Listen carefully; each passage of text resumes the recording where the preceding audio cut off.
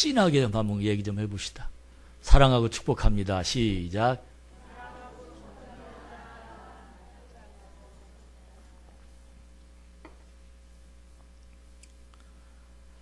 어제가 어린이집이 제8회 졸업식을 진행했습니다.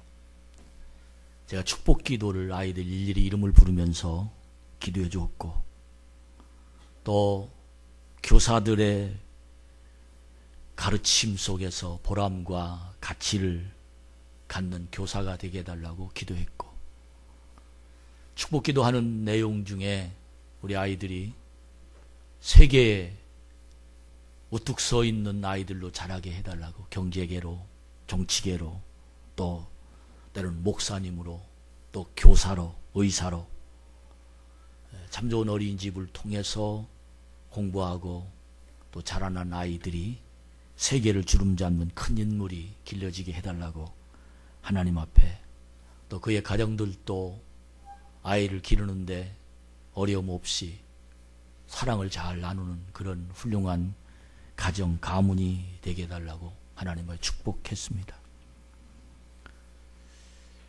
어린이집을 시작하면서 한 해 어떻게 아이들에게 교육할 것인가, 또 아이들에게 어떤 모습으로 기도해 줘야 될 것인가, 우리 어린이집의 아이들이 어떻게 어떤 아이로 자랬으면 좋을까 하는 그런 마음을 가지다가 교육학자들이 이야기하는 인성을 생각해 봤습니다. 사람의 성품입니다. 인성, 사람의 성품. 사람의 성품이 어떤 성품으로 아이들이 자라야 되나, 만들어야 되나. 함께 나눠줄 줄 알고, 사랑할 줄 알고, 양보할 줄 알고, 이해할 줄 알고, 용서할 줄 알고, 이런 마음을 품은 사람, 아이들이 바로 그 아이의 모습이 인성입니다. 이렇게 아이들이 좀 길러졌으면 좋겠다. 이게 어린이집을 만드는 사람, 창업자로서 가지고 있는 교육 철학이기도 합니다. 아이들에게만 그런 마음을 전달하다가 오늘 하나님이 말씀을 깨닫게 하시고 주시는데, 하나님, 우리 참 좋은 교회 성도들도 이런 마음을 가지는 성도들이 되게 하여 주시옵소서. 이런 생각 하나님이 나에게 주실 때는 우리 성도들로 말미암아 이렇게 세상을 살게 하시려는 하나님의 계획이요, 하나님 말씀인 줄로 믿습니다. 한 달 동안 하나님이 이 강단을 통해서 목표를 삼게 하신 제목이 성공과 행복한 성도가 되자 하는 그런 주제로 말씀을 나누는데, 무엇이 성공입니까? 또 어떤 것이 행복한 것입니까? 하는 말을 여러분에게 질문을 그럼 드리고 싶어요. 어떨 때 여러분 성공했다고 자신만만하게 사람들 앞에 설 수 있고 하나님 앞에 설 수 있으며, 어떤 마음일 때 참 난 행복하다, 그렇게 행복을 다른 사람에게 소개할 수 있느냐라는 그런 질문입니다. 첫 번째 주에 욥에 관한 말씀을 드리면서, 욥이 하나님 앞에 예배를 통해서 믿음을 보여드릴 때 욥은 성공한 신앙이었다라고 말씀을 드렸어요. 친구들이 주위에서 많은 피박을 했어요. 그럼에도 불구하고 욥은 천국의 성품을 만들어져 가면서 하나님의 놀라운 축복이 2배나 욥에게 임하는 그런 모습을 말씀을 드리면서, 욥의 연단이 결코 그를 죽이려고 한 내용이 아니라 욥을 통한 하나님의 2배의 복을 주시는 하나님의 내용이었다라는 말씀을 전했고, 지난주에는 엘리야에 관한 메시지를 전했습니다. 엘리야는 기적을 만드는 하나님의 사자였습니다. 피를, 손바닥만한 구름 조각을 보면서 하나님이 장맛비가 내릴 것이다 라고 예언하여 그 피를 만들어낸 하나님의 기적의 주인공, 갈멜산에서 제단을 쌓고 불을 내리게 하시는 하나님의 능력을 직접 응답을 받는 엘리야 선지자였습니다. 그 엘리야가 하나님 앞에 기도하는 내용을 보면 내가 하나님의 사람임을 하나님 이들이 알게 하시옵소서 하는 기도, 또 내가 믿는 하나님이 우주를 만들고 다스리며 하나님의 능력이 이 세상을 움직인다라는 이 사실을 하나님 보여주십시오. 그렇게 하나님 앞에 기도한 그 기도가 불을 내렸고 비를 내리게 하시는 하나님의 기적을 응답받는 엘리야의 모습을 세상 모든 사람들에게 보여주게 하셨습니다. 사랑하는 여러분, 무엇이 성공이고 무엇이 행복입니까? 저는 여러분들에게 그동안 내가 고정관념으로 생각했던 성공, 내가 고정관념으로 생각했던 행복을 무너뜨리고 이 성전을 통해서 하나님의 주시는 말씀을 통해서 진정한 성공과 진정한 행복을 만들어낼 줄 아는 우리 참 좋은 교회 모든 성도들이 되기를 간절히 바랍니다. 그 성공과 행복은 역시 말씀을 통해서 성공과 행복이 나에게 온다는 겁니다. 그 이유가 무엇 때문입니까? 하나님 함께 하시는 그곳에 성공이 있고 하나님 함께 하시는 그곳에 행복이 있기 때문입니다. 이런 행복이 여러분의 심령을 움직인다면 진심으로 세상을 움직일 만한 인성, 양보할 줄 알고 이해할 줄 알고 용서할 줄 알고 사랑할 줄 알고 베풀 줄 알고 줄 줄 알고 이런 인성이 내 가슴에 꽉 차 있어서 어디 가든지 하나님의 은혜로 행복한 세상을 살 수 있는 풍성한 하나님의 자녀들이 되게 될 줄로 믿습니다.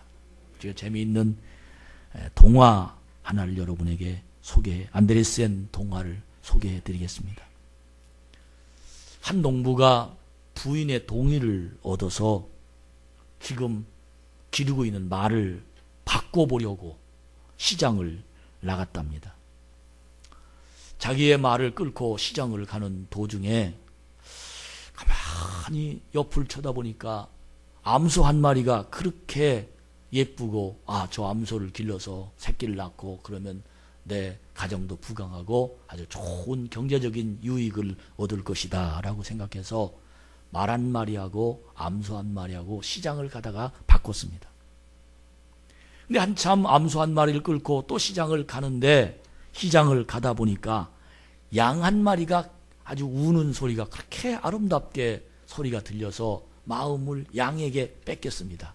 그래서 그 암소를 끌고 가던 그 주의 양반이 농부가 양 한 마리하고 바꾸자고 했더니 얼른 양을 가지고 있는 그 주인이 암소 한 마리고 바꿔줬습니다. 그래서 이 사람은 양 한 마리를 가지고 또 즐겁게 시장을 향해서 걸어갔다고 합니다. 그랬더니 거위 한 마리가 소리를 꽥꽥 하면서 아주 기세등등하게 있는 모습을 보고 양 한 마리하고 거위 한 마리하고 또 바꿨습니다.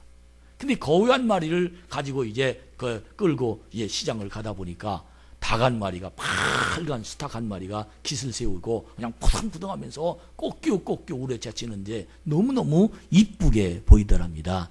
그래서 수탉 한 마리하고 또 거위 한 마리고 또 바꿨어요. 그리고는 수탉 한 마리를 데리고 가다 보니까 어떤 농부가 깽깽 무엇을 지고 오는데 너무 안쓰럽더랍니다.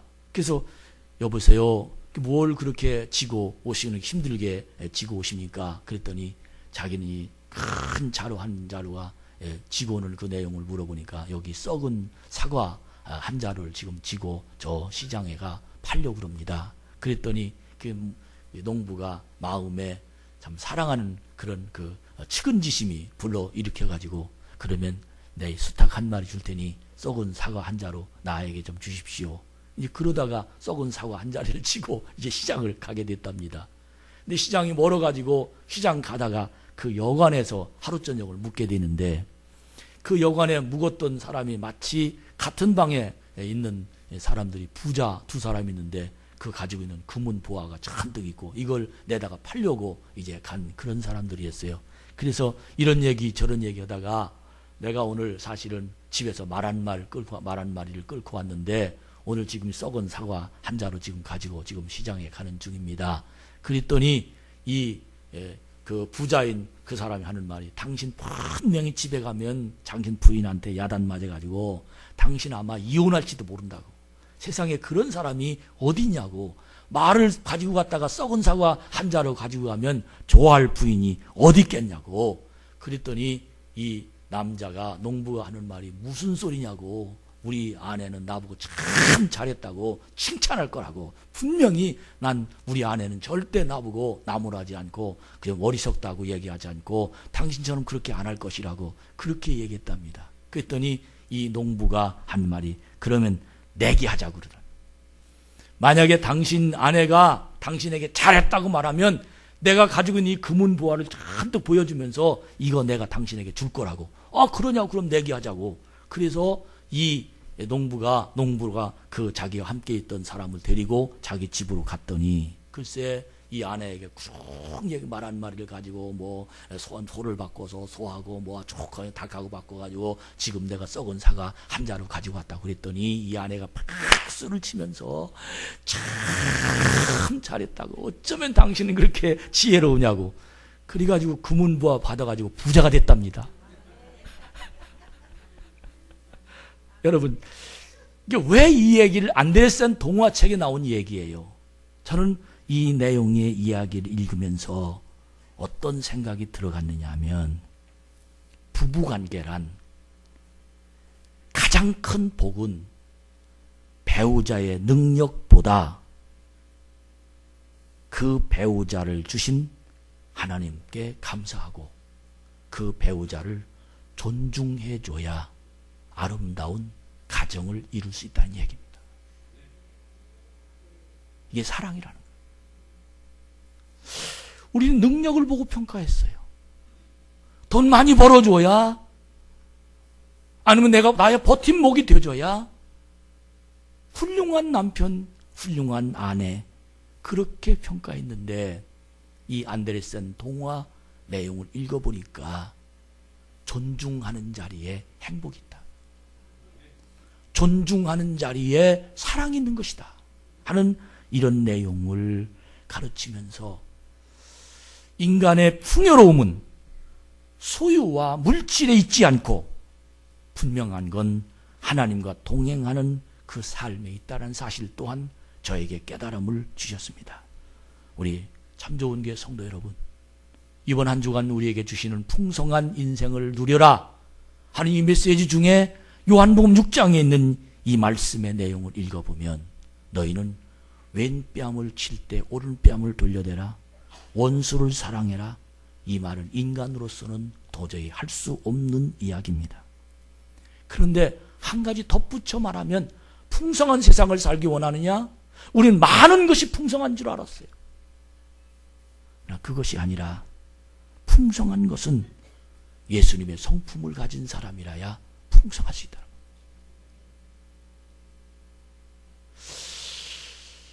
어쩌면 보리밥을 먹으면서 저렇게 행복해 할까?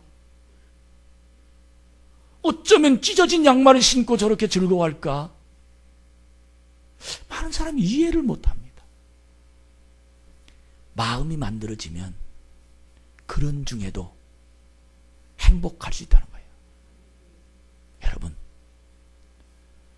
큰 돈 때문에 풍성을 누리기를 어렵다면 이 마음을 바꿔서 풍성하게 삽시다. 하나님의 기적을 만들며 하나님의 능력도 있지만 더 중요한 건 내 마음이, 성품이 하나님의 은혜로 바꿔지면 크지 않아도, 좋은 것 없어도 세상을 누리며 사는 풍성함이 내 삶을 주장할 수 있다는 거예요. 오늘 진정한 성공이 뭐냐? 진정한 행복이 어떤 것이냐? 전 누가복음 오늘 6장 35절부터 38절까지 말씀을 읽으면서 진정으로 풍성한 사람, 진정으로 성공한 사람은 원수를 사랑하고 아무것도 바라지 말고 주면 상이 크다라는 인식을 갖고 마음을 만들 줄 아는 사람이 성공한 사람입니다. 여러분 어떻게 하면 이런 성공한 사람의 마음을 만들어갈 수 있을까요? 오늘 말씀을 듣고 배웠다고 이 성공한 사람이 될 수 있을까요? 그럴 수는 없을 겁니다. 우리 모두 다 그렇게 되기 원합니다. 그러나 그렇게 안 됩니다. 근데 왜 그렇습니까? 제가 여러분들에게 오늘 말씀을 읽으면서 깨달은 내용을 소개하자면, 풍성한 인생을 누리는 사람이란 어떤 사람이냐면, 우리 한번 따라 할까요? 대인관계가 부드러운 사람이다. 옆 사람에게 가르쳐 주세요. 시작. 대인관계가, 무엇 보고 대인관계라고 말합니까? 사람과 사람 사이를 얘기하는 거예요. 사람과 사람 사이를 행복한 사이로 만들 줄 아는 부드러운 마음을 가지면 그 사람은 행복한, 성공한 세상을 살 수 있는, 풍성한 세상을 살 수 있는 그런 사람으로 만들어갈 수 있다는 겁니다. 지난주와는 너무 다른 표현인 것 같아요. 지난주는 하나님의 능력을 받아야, 하나님의 기적이 임해야 세상을 뒤바꿀 만한 하나님의 권세가 있다고 그랬는데, 오늘 주시는 메시지는 내 마음이 바뀌면 하나님의 세상을 살 수 있다는 거예요. 내 마음이 바뀌면. 이 내 마음이 바뀐다는 이 메시지 중에 어떻게 하면 내 마음이 바꿔지냐는 거예요. 부드러운 마음이다. 부드러운 마음이다. 36절, 37절 읽어보면 자비하라, 비판하지 말아라, 정죄하지 말아라. 계속해서 내 자신이 기준이 되지 말고 상대방이 기준이 되어서 내 자신을 쳐다보면 너는 풍성한 세상을 살 수 있는 사람이 된다라고 가르쳐주면서, 이런 풍성한 사람이 어떤 사람이냐를 부드러운 사람이라고 얘기하는데, 이 부드러운 사람이란 남을 칭찬할 줄 아는 사람이 부드러운 사람이라는 거예요. 남을 칭찬할 수 있는 사람. 여러분, 오늘 무엇을 좀 칭찬했으면 좋을까라고 저는 항상 제 머릿속에 스트레스가 있습니다. 이 스트레스가 뭐냐면, 늘 저는 거울을 쳐다보면서 제 마음속에 아주 굉장히 큰 스트레스예요. 그게 뭘 것 같습니까? 머리입니다. 저한테 오늘 헤어스타일이 참 멋있습니다. 그러면 굉장히 마음이 행복할 것 같아요. 근데 저한테는 하지 말고 옆 사람에게 그렇게 한번 칭찬해요. 당신 헤어스타일이 오늘 멋집니다. 시작.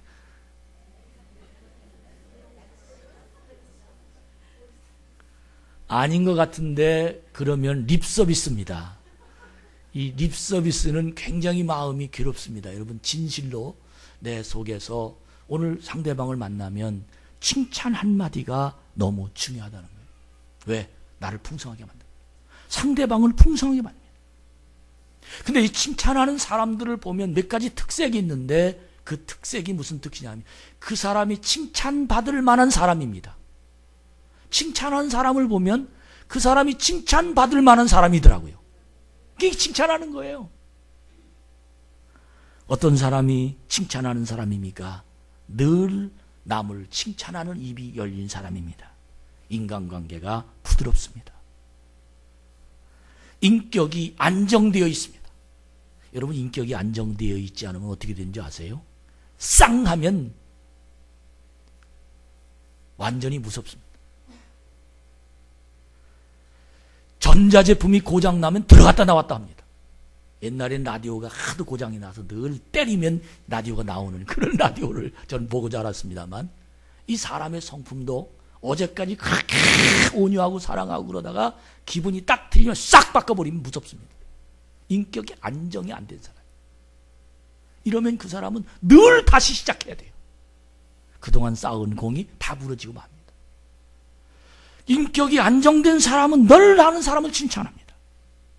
그리고 칭찬하는 사람은 사람을 좋아해요. 늘 사람. 성공하는 사람, 행복한 사람이 어떤 사람이냐? 비판하지 아니하고 정죄하지 아니하고 남의 잘못을 늘 지적하지 아니하고 그 사람 마음속에 사람을 좋아하며 그들 마음속에 하나님의 사랑이 넘치는 그 마음이 성공과 행복이 그 속에 늘 주장하며 풍성한 세상을 살 수 있는 사람이 된다는 거예요. 저는 오늘 이 설교를 준비하면서 하나님, 제가 풍성하게 하시옵소서. 하나님, 나도 칭찬을 잘하는 사람이 되게 하시옵소서. 아니, 그런 마음 가지고 여러분 앞에 섰습니다. 칭찬만 잘하면 부드럽습니다. 우리 부드러운 남자가 됩시다. 부드러운 여자가 됩시다. 부드러운 사람이 되면 풍성합니다. 부드럽게 세상을 살면 하나님 놀라운 능력으로 승리를 이룰 수 있게 될 줄로 믿습니다. 딱딱한 가죽 부대에는 많은 것을 담지 못하지만 부드러운 가죽 부대 속에는 꾹꾹 누르고 흔들어 넘치도록 담을 수가 있는 겁니다. 여러분과 제가 오늘 이 말씀을 들으면서 도덕 공부하는 거 아닙니다. 하나님 말씀입니다. 왜? 하나님은 우리에게 주시기를 소원합니다. 하나님 우리에게 누르고 넘치며 축복하시기를 원하십니다. 하나님 우리가 세상을 성공하며 행복하기를 가장 원하십니다. 이래서 하나님이 우리에게 주시는 이 메시지 중에는 정말 2015년도에 너희가 세상을 승리하며 날마다 발전돼가며 날마다 하나님의 은혜 속에 살아가게 되기 위해서는 너 대인관계를 부드럽게 해야 된다. 그 속에서 행복이 넘치며 그 속에서 너가 승리할 수 있는 내 값이 많이 나가는 하나님의 은혜 속에 승리할 수 있다라고 말씀을 해 주십니다. 그 다음에 오늘 이 두 번째로 누가복음 6장 35절부터 38절까지 말씀 중에 37절을 읽어보면 끝쪽에 너희는 용서하라 그렇게 말합니다. 너는 용서하라. 용서하라. 그리하면 용서를 받을 것이다. 그렇게 하나님은 용서가 안 되면 이 마음이 얼마나 불편한지 알 수 없습니다. 용서가 안 되면 세상을 살기가 얼마나 힘든지 알 수가 없습니다. 용서가 안 되면 내가 보는 시야가 좁아지고, 용서가 안 되면 내가 사는 마음이 너무 좁아져서 너무 사람들이 미워지고, 용서가 안 되면 세상을 살기가 너무 힘듭니다. 그러나 용서하면 마음이 편해질 뿐만 아니라 주님에게 용서를 받을 수 있습니다. 내가 용서를 받으면 세상은 날마다 승리하며 세상 사람들과 더불어 살 수 있는 능력이 우리를 주게 될 줄로 믿습니다.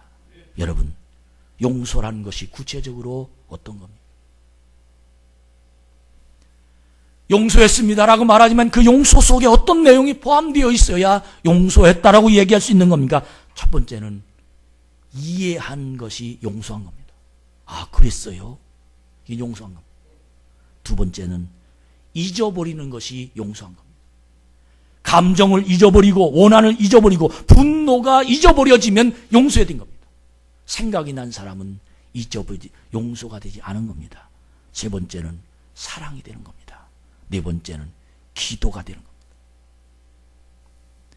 우리의 마음속에 쌓여 있는 것이 있는 사람은 늘 마음이 독이 품어 있는 사람 같아요. 그 사람은 풍성하게 아무리 좋은 것을 먹어도, 아무리 좋은 것을 입어도, 아무리 세상에 누리고 산다 할지라도 그는 마음에 풍요로울 수가 없어요. 그러나 용서가 되면 풍요롭습니다. 이 풍성한 삶을 누리는 그게 인성이요, 그게 영성입니다. 이게 하나님의 사람들입니다.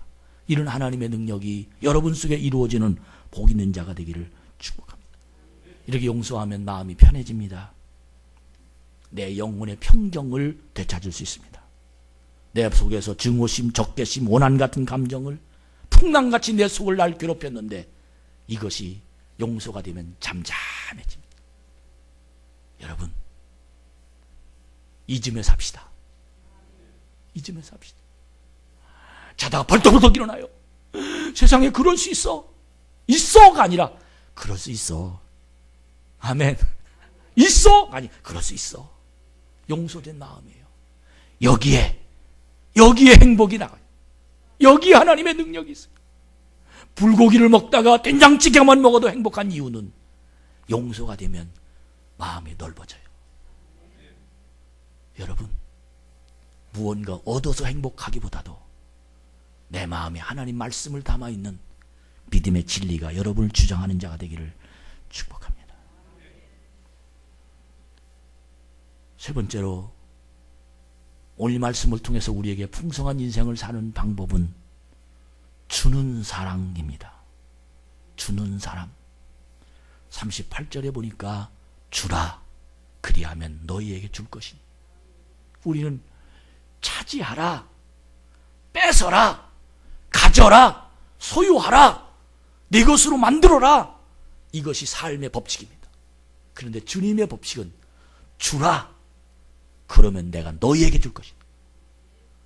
내가 뺏고 차지하고 소유하고 내 것으로 만들면 내가 하는 것이지만 주면 주님 것을 주십니다. 내 것이 많습니까? 주님 것이 많습니까? 오병이어의 기적을 여러분 잘 기억할 겁니다. 보리떡 5개와 물고기 2마리 때문에 그는 도시락, 소년의 도시락입니다. 그것을 자기가 먹지 않고 예수님 손에 얹어놓았더니 그것 때문에 남자만 5,000명을 먹고도 12광주리가 남습니다. 따라합시다. 주님과 풍성해진다. 주님과 풍성해진다. 우리는 그동안 소유의 개념으로 살았습니다. 내 이름으로 땅이 등기돼야 되고 내 이름으로 집이 등기가 돼야 되고 내 가정에 뭔가 내가 소유해야만이 넉넉하고 푸근하고 넉넉하고 그리고 여유를 가질 수 있었던 우리의 개념에서 이제 벗어나서 주님께 드리고 사람에게 나눠주고 하나님의 은혜를 나눠주면 이제부터 기대가 됩니다. 어떤 기대? 주님이 무엇을 줄 것인가? 오늘은 주님이 나에게 어떤 것을 줄 것인가? 우린 내가 어떤 걸 차지할 것인가를 가지고 살았지만 이제 하나님의 성전에 와서 신앙인으로 사는 가장 중요한 핵심과 능력은 주님이 어떤 걸 줄 것인가? 어떤 사람에게? 나눠준 사람에게.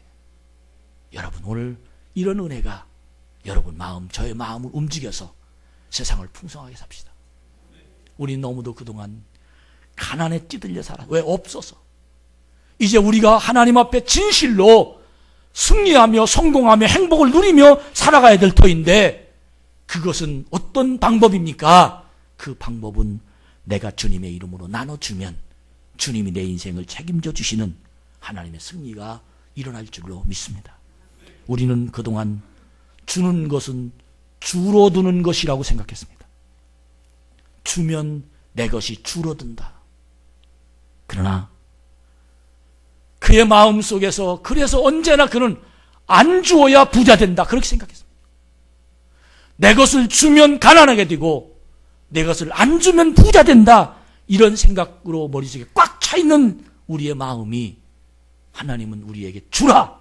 그럼 내가 너에게 줄 것이다.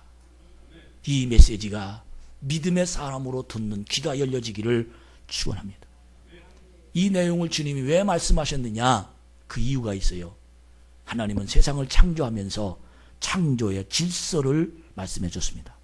창조의 질서는 어떤 것이냐면 신체 구조를 봐도 먹으면 보내야 됩니다. 이 세상에 살기가 제일 어려운 게 이게 계산이 안 되는 거예요. 화장실 가서 몇 시간씩 앉아있는 사람이 땀 뻘뻘 흘려도 해결 못하는 사람 많습니다. 이 사람 건강한 사람입니까? 아닙니다. 먹으면 해결하. 이게 신체 구조입니다. 세상의 구조도 똑같습니다.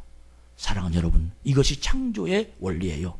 오늘 이 시간 여러분과 제가 다시 한번 하나님의 말씀을 깊이 듣고 깨달아서 주면 나를 하나님이 책임지신다는 이 믿음이 여러분과 저에게 일어나기를 주의 이름으로 축복합니다. 사도행전 20장 35절에 보면 주는 자가 받는 자보다 복이 있다라고 말합니다. 주는 자가 받는 자보다 복이 있다. 우리에게 주님 앞에 최상의 투자는 풍요의 비결은 주는 겁니다. 나눠주는 겁니다. 이웃을 위해서 나눠주는 하나님의 사람이 되기를 바랍니다. 저희 교회가 많은 교회들을 나눠주길 바랍니다. 저희 교회가 많은 사람들에게 나눠주길 바랍니다. 저는 제 이름으로 많은 사람을 나눠줬으면 좋겠어요. 제 이름으로 많은 사람에게 풍성하게 주었으면 좋겠어요. 제가 가지고 있는 것 저는 모든 사람을 위해서 사용했으면 좋겠어요. 여러분, 우리 이럴 때 풍성합니다. 이럴 때 행복합니다. 이럴 때 하나님의 능력이 반드시 일어나게 될 줄로 믿습니다. 결론을 말씀드립니다. 저는 요즘 훈훈한 이야기를 듣습니다. 제 후배 목사님이 저보고 전도사님이 필요한데 라고 목사님 아는 분이 있으면 좀 소개 좀 해주세요. 그렇게 얘기했어요. 근데 마침 제가 잘 아는 어느 선배 제 시골 교회 장로님이 계신데 우리 교회에 누구 집사님 아들이 있는데 지금 전도사님인데 사역할 교회를 찾는다고 그래서 연결시켜 줬어요. 너무 둘이 다 좋아하는 거예요. 그러면서 그 전도사님에 대한 이야기를 하기 시작하는데 외삼촌이 신장이 좋지 않아서 그 전도사님이 신장을 하나 외삼촌에게 기증했다는 거예요. 그러면서 그분이 나는 이렇게 세상을 삽니다 하는 그 얘기를 쭉 어느 사람을 통해서 들었는데 그렇게 은혜가 되더라고요. 그렇게 어느 젊은이가 신장이 망가져서 투석을 받는데 그 젊은이 여동생이 자기 오빠를 위해서 신장을 기증하겠다고 나섰어요. 이게 가족에게만 통하는 얘기가 되어서는 안 된다고 생각합니다. 저는 그런 생각을 드렸습니다. 내가 혹이 아파서 누워있는데 우리 장모님들한테 신장을 달라면 줄까? 줄 것 같죠? 장로님이 대답해야지 다른 사람이 대답을. 반대로 우리 장로님들이 아픈데 내 신장을 달라면 내가 줄 수 있을까? 그런 질문을 하면서 막다른 골목이지만 이게 사랑이에요. 여러분, 우리 정말 믿음 안에서 나눠줍시다. 주며 삽시다. 여기에 얼마나 풍성한지, 여기에 얼마나 행복한지. 정말 주님이 원하시면 하나님의 은혜가 있는 곳에는 언제나 풍성하게 되어 있습니다. 이런 신실한 모습으로 내 것 자랑하지 말고 주님 앞에 내놓고 모든 사람 서로 사랑하며 하나님의 은혜 가운데 성공하는 우리 참 좋은 교회 성도들이 다 되어서 우리 성공과 행복한 세상을 만들어가는 여러분과 제가 되기를 축복합니다.